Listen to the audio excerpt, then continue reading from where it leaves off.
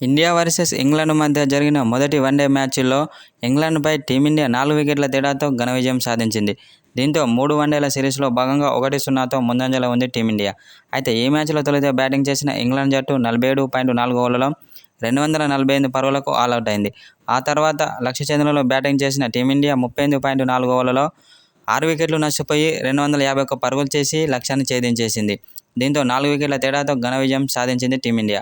అయితే అనంతరం టీమిండియా ఆటగాళ్లపై కీలక వ్యాఖ్యలు చేసిన ఇంగ్లాండ్ కెప్టెన్ జాస్ బట్లర్. ఇప్పుడున్న ఫామ్లో టీమిండియాను ఓడించడం చాలా కష్టంగా ఉందని England captain Jos Buttler match అనంతరం పేర్కొన్నాడు. ఎందుకంటే టీమిండియా బ్యాటింగ్లోనూ, అటు బౌలింగ్లోనూ, ఫీల్డింగ్లోనూ చాలా అద్భుతంగా రాణిస్తుంది కాబట్టి ఇప్పుడున్న ఫామ్లో టీమిండియాను ఓడించడం ఏ జట్టు వల్ల కాదని కొందరు మాజీ క్రికెటర్లు కూడా అంటున్నారు. అయితే ఈ మ్యాచ్లో శుభమన్ గిల్ 87 పరుగులతో చాలా అద్భుతమైన ఇన్నింగ్స్ ఆడాడు. ఆ తర్వాత శ్రేయస్ అయ్యర్ 59 పరుగులు, అక్షర్ పటేల్ 52 పరుగులు చేసి చాలా అద్భుతమైన ఇన్నింగ్స్లు ఆడారు వీరు ముగ్గురు.